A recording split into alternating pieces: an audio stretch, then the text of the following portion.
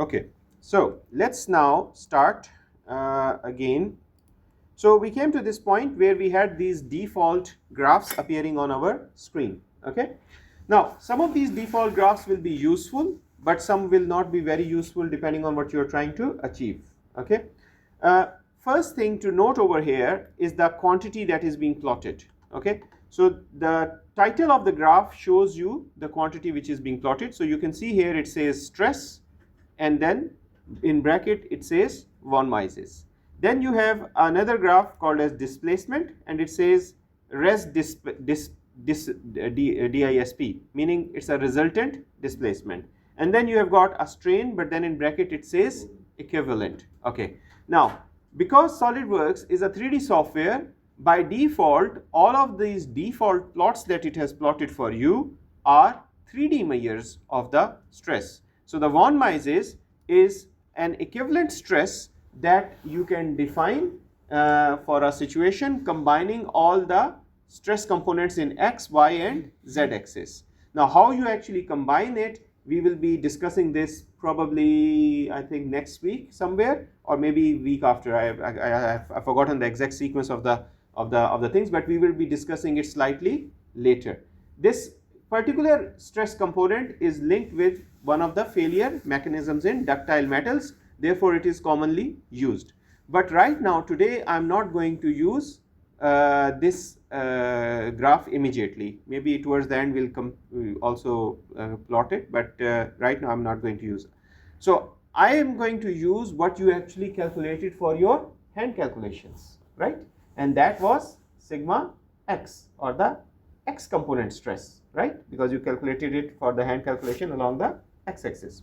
Now, before I do that, let me actually fix something on this graph very quickly. Can you see here that this graph is showing these arrows, that you had the force arrows here? So basically what SolidWorks is doing, it is superposing two different shapes of the model.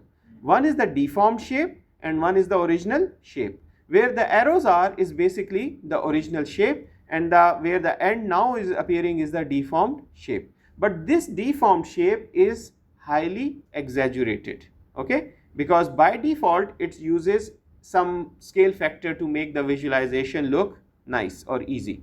So in our case, if you click on this top button, top chart menu, you can just simply double click on it, and it will open here and it will show here the deformed shape option. Within this, right now automatic is select, and you can read that the number says 347, meaning that whatever is the displacement, so if there was 1 mm displacement, it will make it show 347, right? So that's a huge increase, right? So we don't want that. I normally like to plot it on true scale to make it look more realistic, and when I click on that, you can see you can hardly see the displacement now. But it doesn't mean that there is no displacement, it's just too small for you to see, because this is what you will expect, because remember the displacement we calculated from our hand calculation was 4.72 into 10 to the power minus 3 millimeters, so it was in micrometers, right? So no way it can be that big as it was showing initially. All I did was I went into this option on the top where the name of the graph and the information is written, and then instead of automatic in the deformed shape, I clicked on true scale. Okay, and then I said green tick, and that's it.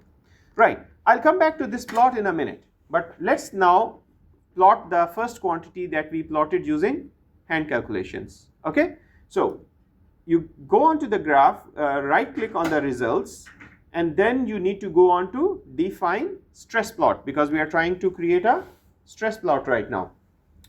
So when you click on the define stress plot, it gives you options now. So here it is saying in the display what type of graph you want. By default it is showing you again the von Mises, but we do not want that. So you click on the drop down, and the first option that you have is the SX, which is the normal stress. Keep this in mind that the component that you choose should be according to the legend, the triad being displayed in the bottom, right? So if, for example, right now because you use the part that I draw, right? Maybe when you draw it in a different way and you choose the long axis as y-axis, right? So then it will be the sigma y, not sigma x. The meanings will change. So you have to be careful in when you are doing. And I see this problem, I mean, not with this assignment because you are going to use my part anyways, right? But for projects when students use it, they don't realize that, oh, they actually drew it with x-axis along this, but then they are saying that they are plotting x stress, but actually this is not, right? You understand? So right now the x-axis is the stress that we are needing. Once I select this, I can also select the units. So the units that I want right now is megapascals, so that I can change that. Then it has certain options.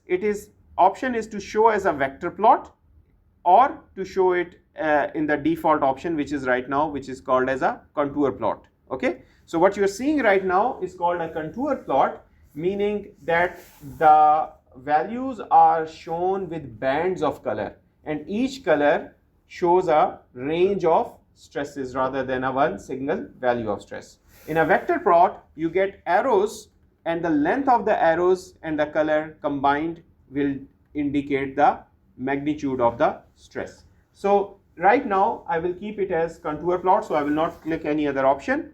It also tells me that do I need nodal values or elemental values. So remember I told you about those nodes where the calculations are performed and then the average is done on the element. So right now I'll just go with the nodal values. Okay. So then after this, again for the deformation shape, I will go for true scale. Okay. Then it is next is there's no other property in this. Now I can go on to chart options. Okay. If you don't select other options, it will just plot it with default, but I want to show some other options as well. So what I will do is I will convert the units to floating. It makes it easier to read with the megapascal scale, and I will just select 2 places of the decimal. Okay. So I've done this in the options over here. Now once I've done this, I'll click on this green arrow to select OK. Now there is another option of show minimum and maximum. I have not clicked on it purposely right now. I will just to show you later if you forget something how to change that. Okay. So I'll click on OK, and once I click, now you can see we have got the normal stress plot over here, and I have got here the values being displayed.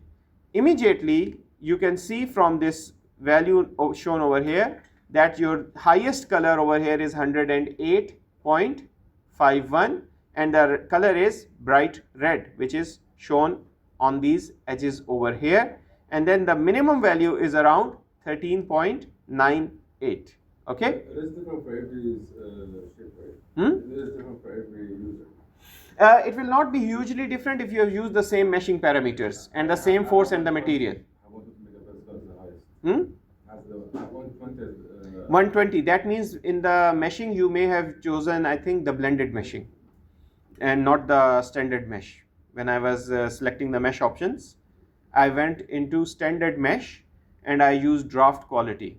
So if you go back, you can check what quality, and that's why maybe you were saying that you had a slightly different number of elements as well. Okay, but don't worry about it. Focus on the procedure for now. Okay, and then you can rerun the analysis to get the similar numbers.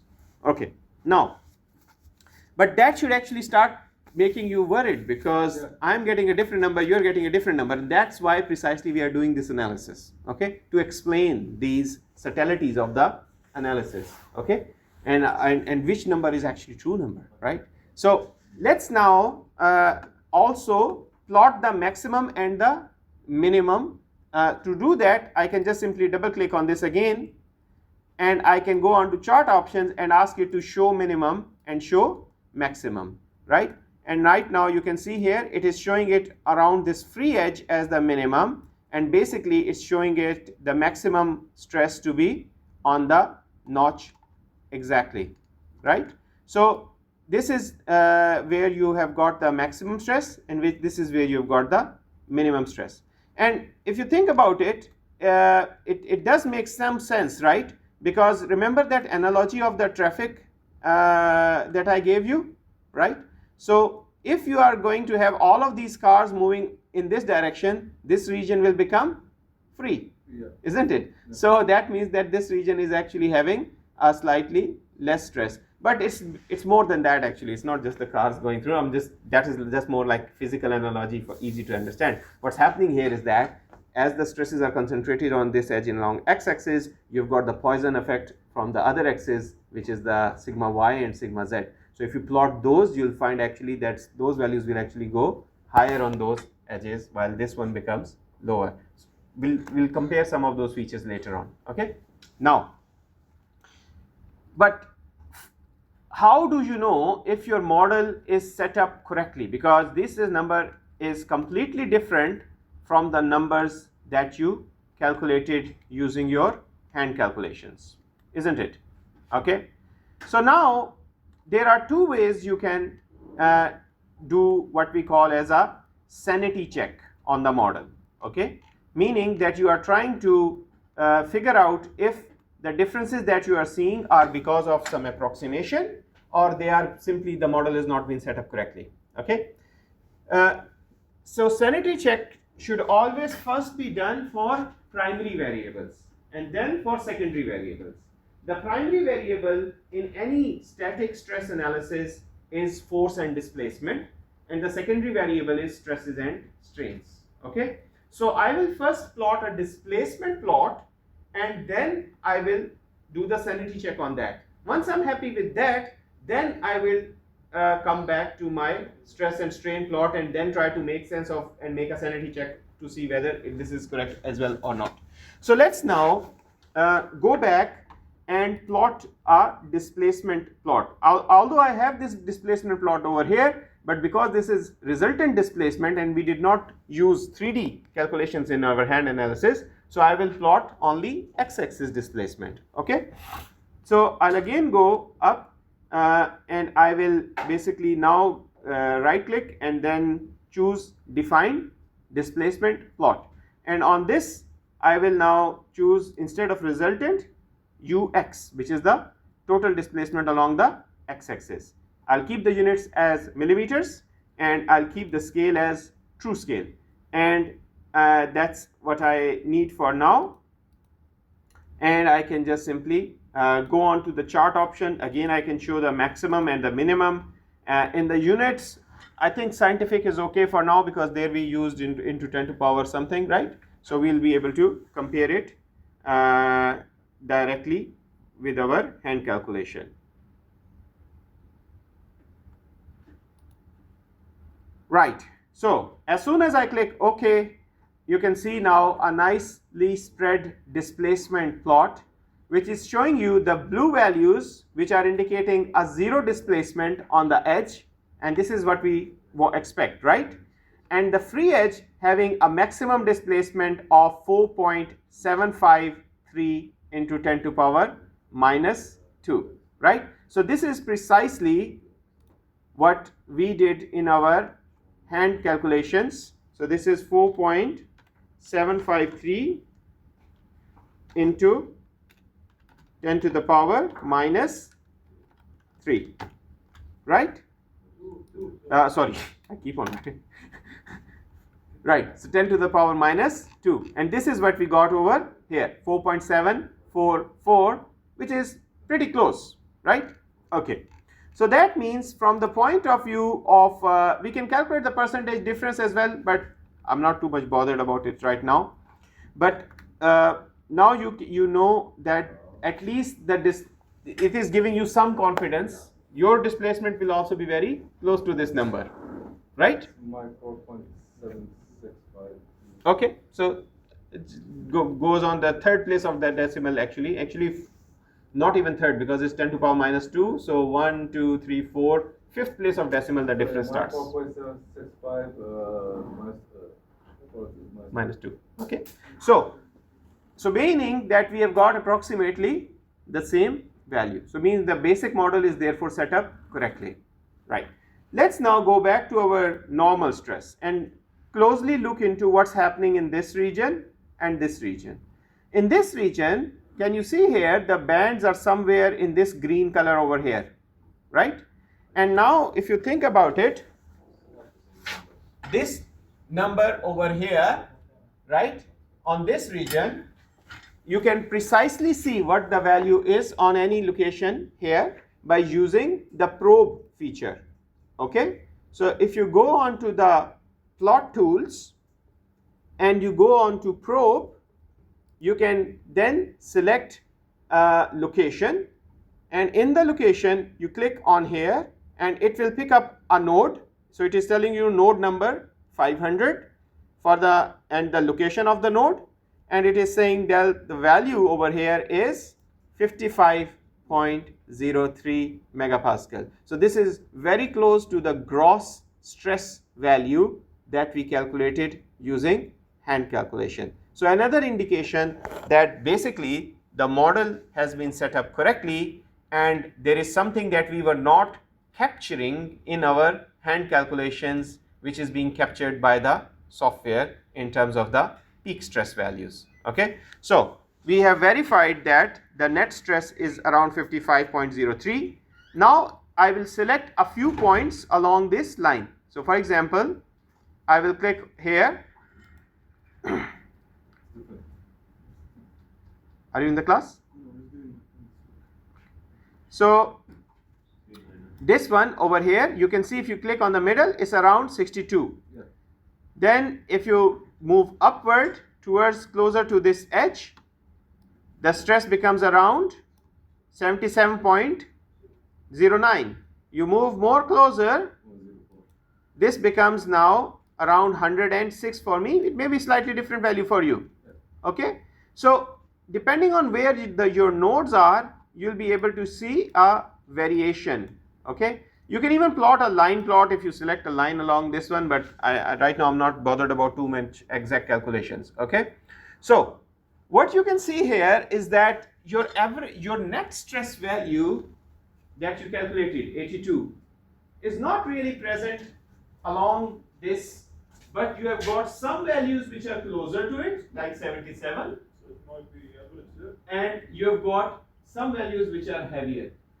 What you are saying, although we did not mathematically calculate net value as an average value, but because we had the uniform stress assumption, so that's what essentially is happening, right? So it is giving you a sort of average for this entire section, right? So that's what is happening over here, and in this case, we are getting that net stress value, but clearly that net stress value is much lower as compared to our peak stress value of 108 megapascals, right?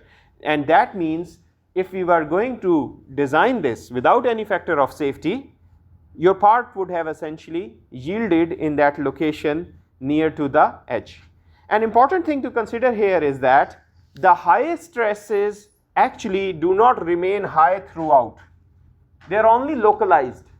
So sometimes from the point of view of design, it's okay to have those high stresses only in a very narrow region if the material is sufficiently ductile, because then only that you can have some bit of plastic deformation on that region, and then the rest of the part is not going to be affected. Okay, so it is again a design choice for you, but right now because we are doing purely strength based design, so in those cases we try to make sure that that value throughout the part remains below the yield point of the material. Okay, so with this now we can proceed and see if, okay, because the question is, you did some hand calculation, you did some calculation now through software, is this value coming from the software correct or not? Should be not precise. No, not Not precisely, because by mistake you changed the mesh, right, and you saw a different number. And think about it, what essentially you have done is you have basically considered the non-uniformity, but that how much you can consider the non-uniformity depended on the size and the type of the element, right? So what we are going to do next is we are going to do a comparison between this model, okay, and for this I have asked you to note down. So I think what will be better is for your reports you should get the screenshots of these also input them later on, okay? And here note down the value of the maximum normal stress. So in my case, this is how much? 108.51, okay? And then margin of safety, you can calculate that manually by simply, because in my case, my yield strength value was 351, I think, from SolidWorks. I can again confirm and check. So factor of safety or margin of safety will be basically the strength, which is 351 divided by this 108.51, right? So we still have got a decent factor of safety for this part. 3.2. So let me go back just to confirm the material property. I can just right click and on this, and I can read. So it is 351.57. So I'll use this number. So can somebody tell me what the number is? 3.57. So this will be 3.2. 3.24. Okay. So it is approximately 3.24, the factor of safety in this case. Let's now see how we can compare this with some other types of meshes, and I will also introduce you to the concept of mesh convergence now. So basically what you will need to do is you will need to rerun the analysis, but now with high quality mesh, but you will change the size to coarse, okay? Next you will run it with high quality and change the size to default, which is what we are doing right now. Then you will again run the analysis with high quality, but then choose the best size available, okay?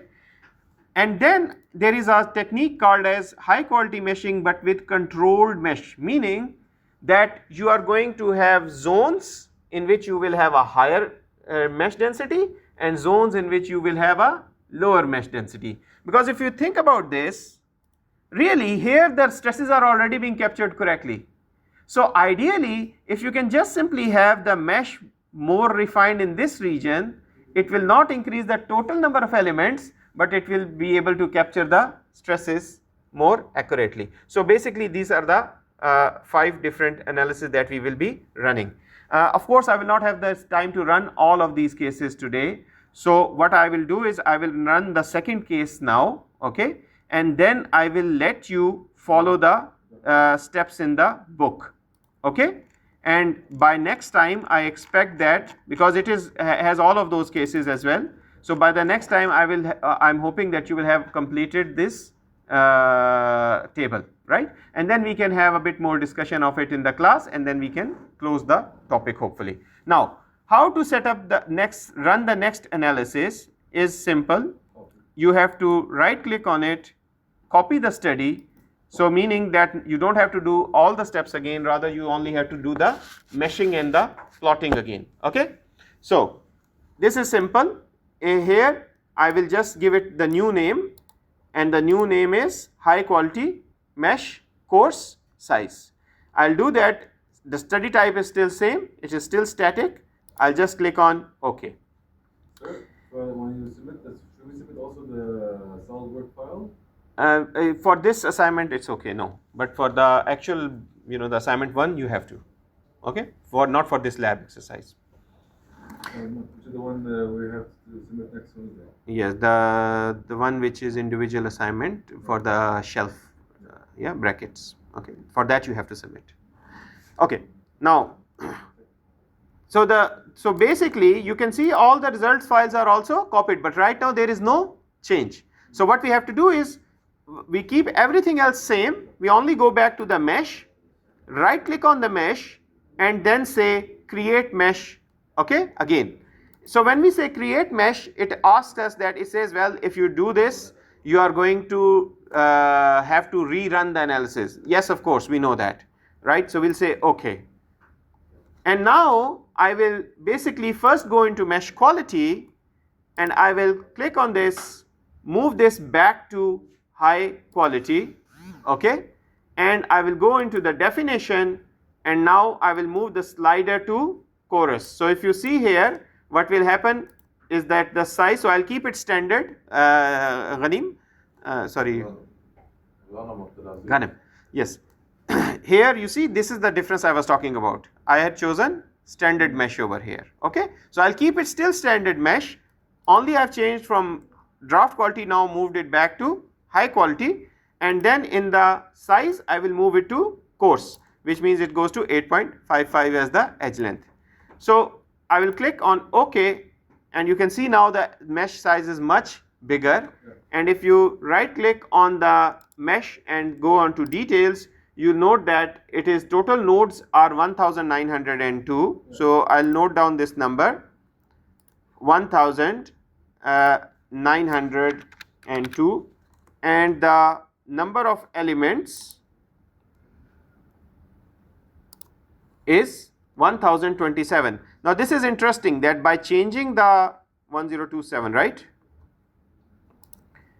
So 1027. Did you notice something that by changing the quality for less number of elements we are getting more nodes, isn't it? And this is what I was explaining to you by having those mid-side nodes on face nodes and things like that, right? So even with the small number of elements, the node number has increased, and we expect that the quality of the results will also increase. Okay? So more the nodes, less elements. Less. The more elements. Yes. But the default one is quite reversible. The default. Yeah, the default one is basically the next one that we will run after this now with the high quality. Okay. So to get a better numbers or accurate value, we should have more nodes or more elements. More nodes is more important. Okay, but normally, obviously, once you go to the high quality, then you have to increase the number of elements as well, right? So we'll discuss it, and this is what you will see. Because we'll have to plot these results. So we go on and we say run this study.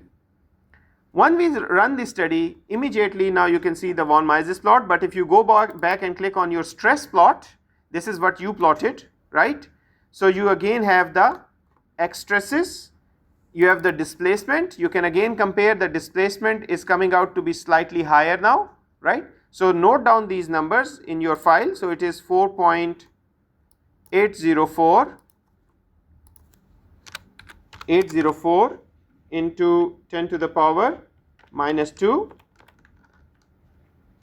okay, and what was the highest stress in this case is 159. We can also quickly see the location to make sure it makes sense, right? So yes, the location is consistent with our previous case, yeah. So we've got the 159.14, but you can see it has moved slightly away from the free edge and now more towards inside, yeah. So 159.14, okay, and next we will do this one. Now because of the time, I'm not going to repeat this process and I will let you follow the book, but what you have to do eventually, and what we will be discussing next week, is that once you have got all of these values, we will actually take this data into Excel, and then we will plot a graph like this, which we call as the convergence plot. I'll show you just the graph that we will be plotting. So after all of those steps, we'll plot a graph like this based on number of elements as well as number of nodes, okay, and we'll plot it for both the displacement maximum and also the maximum stress. And what you'll find starts happening is that after a certain number of elements, if you keep on increasing the number of elements, you have to make a lot of computational efforts, but the advantage that you're getting in terms of change of the displacement or stress, that is not there. It's only few percent change, maybe for 20% increase in number of elements, or maybe 100% increase in number of elements, you're only getting 1 or 2% change, right? That's where you say my mesh has converged, meaning that it's almost now going to be straight line after that, right? And that will be the density that you will be aiming for in your analysis so that you get a reliable value, okay? So this is something that we will hopefully discuss next time, so please try to complete it by then. Thank you very much.